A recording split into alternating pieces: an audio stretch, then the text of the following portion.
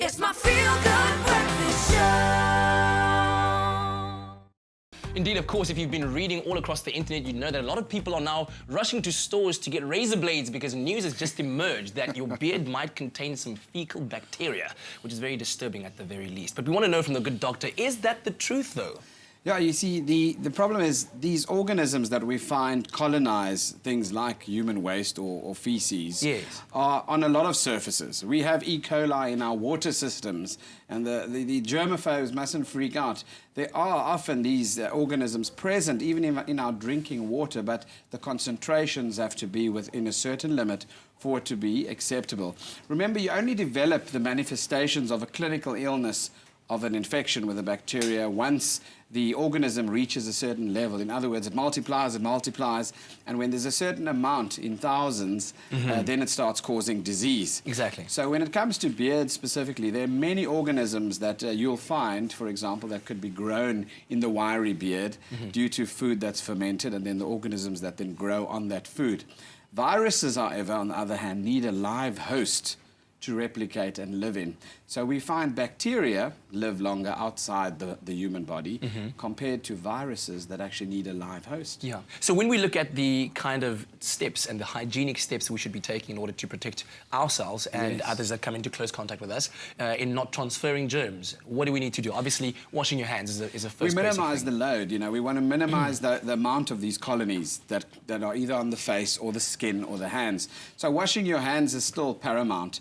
Realizing that when you work with food and when you're working with other people, be very aware of the fact of whether you've cleaned your hands after going to the bathroom, for example. Forgetting that if you don't close the toilet lid and you flush the toilet, you have a perimeter of 7 to 10 meters of spray from inside the toilet, spraying the entire bathroom, including the towel racks, toothbrushes that are exposed, etc., etc. So remember, the hands are paramount. Gentlemen need to cut their nails a lot more often and need to obviously govern cleaning under the nails with a decent nail brush after working in the garden or working outside. Along with that, obviously, comes regular hygiene, which for some people goes without saying, but for others it doesn't. Water, I mean, the load shedding, I wonder how it's affecting, for example, things like hot water in our showers. Cold water, for example, makes people shower less because they don't want to freeze. So they go a longer period of time without bathing or showering, and then allowing the colonization of germs on the skin, for example. Simple things like that. Yeah. Remember also, certain organisms respond to heat. In other words, they are killed and denatured by heat.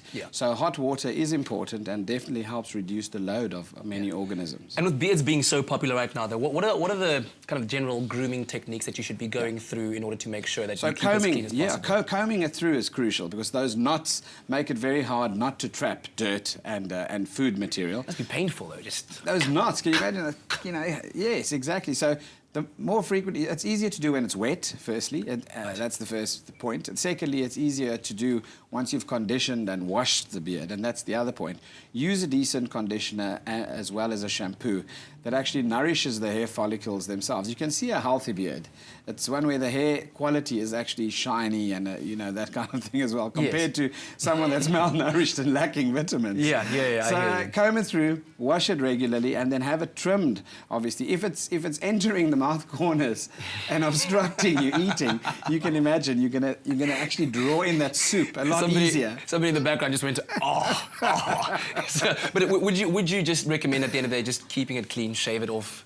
Yeah, well, I like it clean, absolutely. But, you know, a lot of people consider it a sign of manhood and testosterone, and also just like the ability to add to your look in fashion, for example. A lot of people grow beards and moustaches and bogbarkies, as they call them, just for fashion statements. So certainly, if you are going to do it, you look after it. Indeed. Well, thank you very much, sir. After the break, we'll be taking your calls, 0839133728. Also talking about the latest kitchen trends for 2015. And in the kitchen, we're going to be getting an icing masterclass. I don't know if you can ice your cupcakes, but we'll teach you how.